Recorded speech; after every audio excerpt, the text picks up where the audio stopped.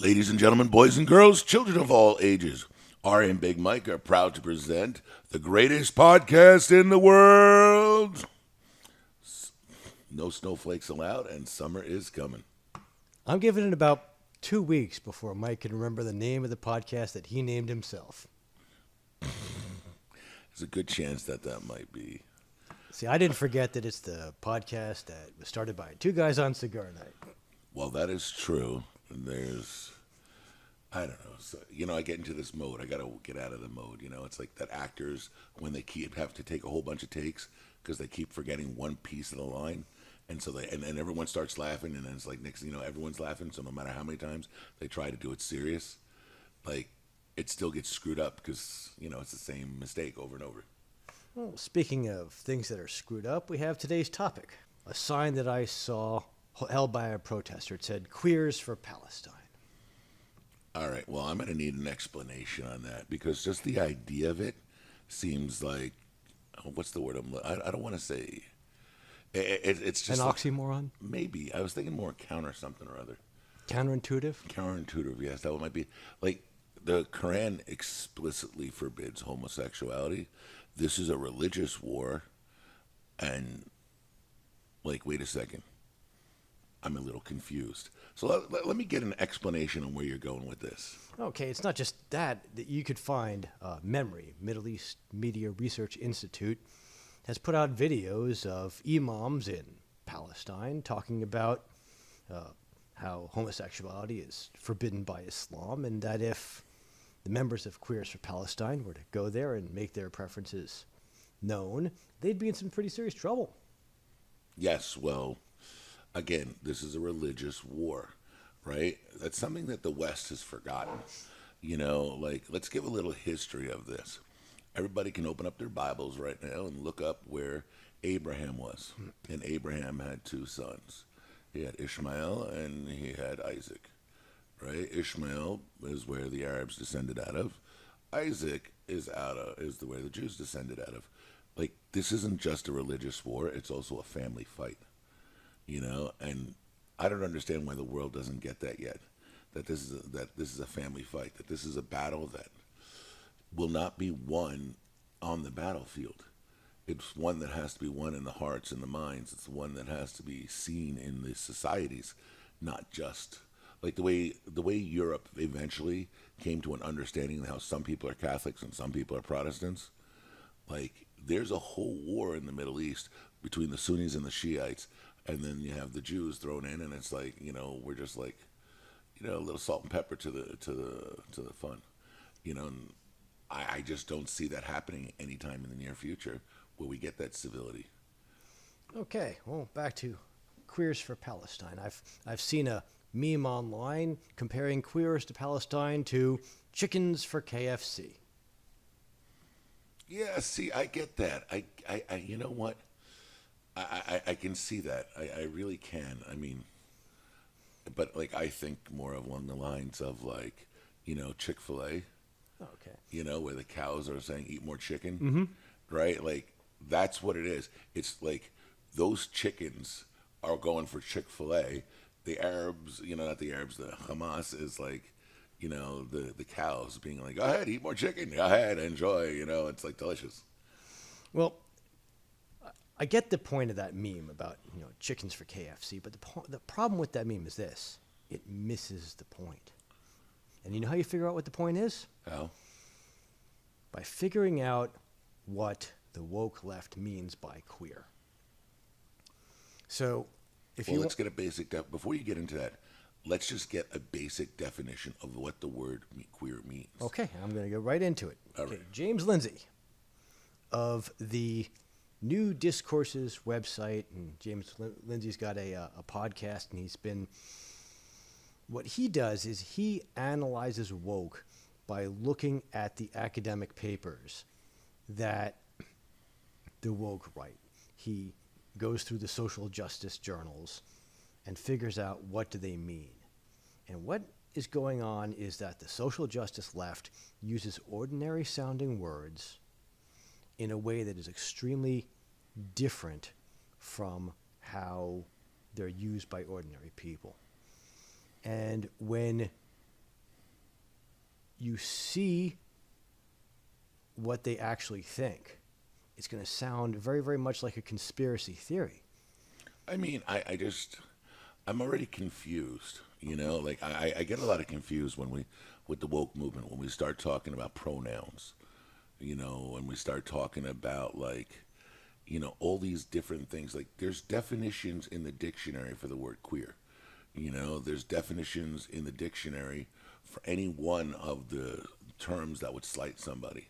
You know, and we don't use it like that anymore. It's like all of a sudden, it's like you're telling me that they're just going to rewrite the English language, you know, and like change definitions. Like, how? I'm like, Well, you have to remember that the woke movement is a top-down movement. It really is centered in the universities. Remember, I wrote a book, A Bias Incident, the World's Most Politically Incorrect Novel, which is a satire of what goes on in the universities. And I've spent a lot of time studying about what academia is and how it works. And James Lindsay really gets to the heart of it. He's a professor, and he actually submitted papers. They're not really hoax papers. He submitted these papers to the woke journals. Like, one of them was about how rape culture is rampant in dog parks. He had another one, which was a rape culture. I mean, is he talking about the dogs, or yes, like the dogs are being with each other without consent, that kind of thing. Mm-hmm. He had another one, James Lindsay. He and two of his colleagues, Peter Boghossian and Helen Pluckrose. One of the papers they submitted to the academic journals was a rewrite in feminist language of a chapter from Mein Kampf. It's called Your Struggle, My Struggle, and there's some long convoluted subtitle. And it got accepted. It was about to be published. Mein Kampf in feminist terms. I literally am. So what you could I don't even know what to say, because here's the problem. Mein Kampf was Hitler's magnum opus, right?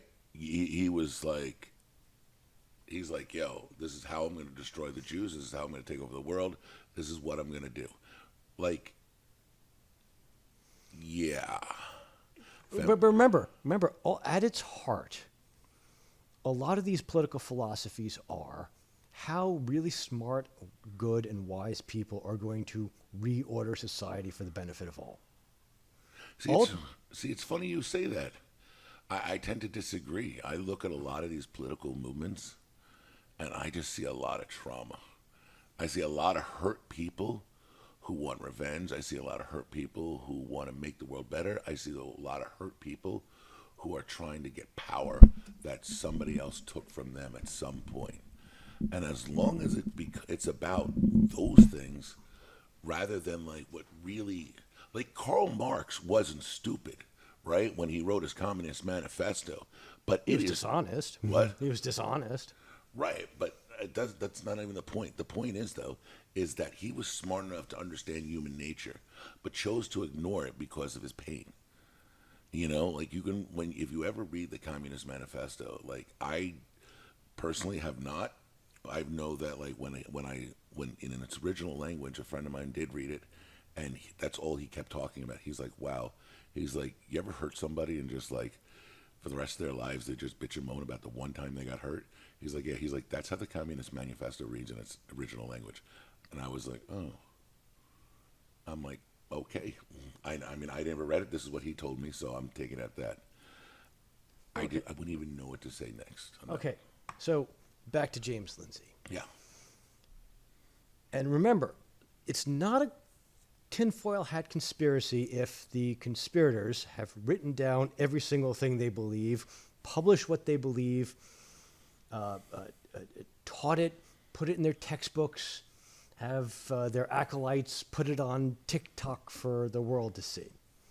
At that point, it's no longer a tinfoil hat conspiracy. It's just a really boring conspiracy that has been published in places you haven't bothered to look. Well, James Lindsay bothered to look. And this is what he says that queer means. Queer doesn't mean gay or even weird.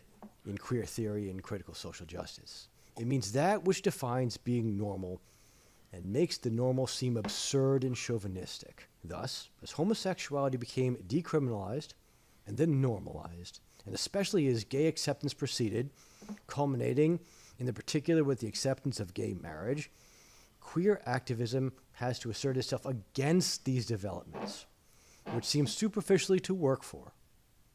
Thus, this is because homosexuality, LGBT broadly, became part of the broad umbrella of that which is considered within the realms of norms in contemporary liberal societies. And thus became, to queer theory, useless for activism. So homosexuality as such is useless for queer theory activism. Okay, it's part of the status quo. Okay? So it is hostility to norms and normative. Okay? That is what queer theory means.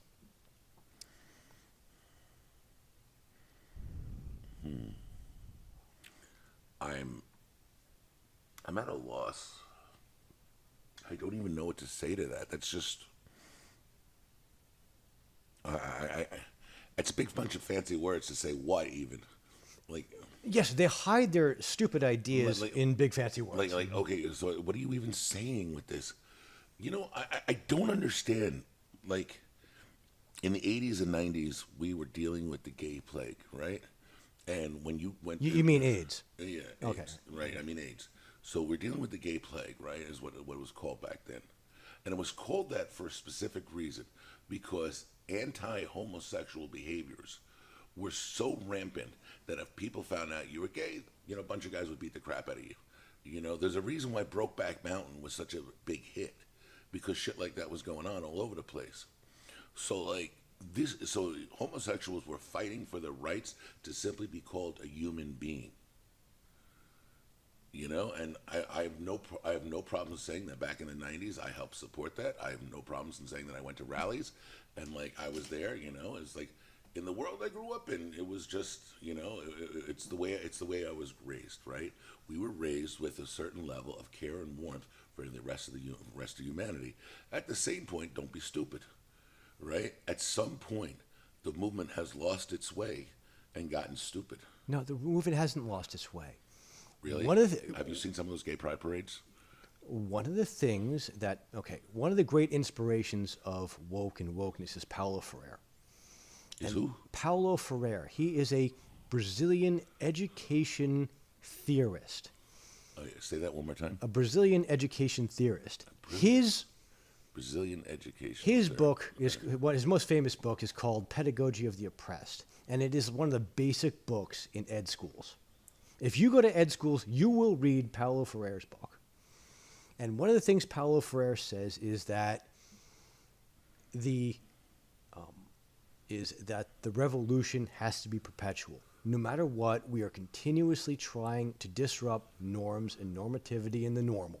That is what we will be doing from now until forever. So I don't understand that.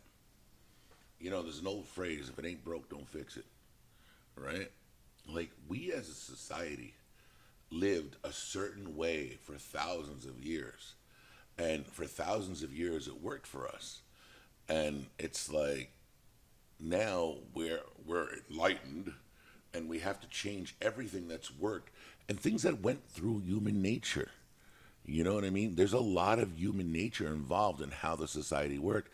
And now we're bashing human nature in such a way that there's got to be a backlash at some point, because we've gone so far into what the hell is going on here that we don't even know things that used to be natural to a man, things that used to be natural to a woman, things that used to be natural even for those who were not straight, or, you know, it's like there were natural things that we all understood. And now we're questioning all those things. And now I'm like, queer for Palestine, that doesn't even make sense. Is it starting to make sense now that you know what they mean by queer? Which means subverting norms and destroying the norms and normative and normal? I mean, it looks like they just want to fuck with everybody. Forget like Israel or Palestine. They just want to impose what they think on the rest of the world. That's all it sounds like to me. That's pretty much exactly right. Well then, The point, the issue is never the issue. The issue is power, and we will continue trying to figure out what we mean by Queers for Palestine in our next episode. One more comment from Mike, though. well, I just wanted to point it out. This is to be continued, but I always finish off the podcast the same way. Okay, so let's now finish it off the same way. So now we started off with you forgetting about something. No. Start off with you forgetting something. Now I'm forgetting about something. Okay. See, I forgot. That's how you know we're getting old. All right. You're getting old. You're 4 years older than me, so I'm going to back up there, Grandpa. All right. Well, I thank you for listening, and we will put out the next one shortly. So good morning, good afternoon, and good night, or whatever it is by you. Y'all have a great day.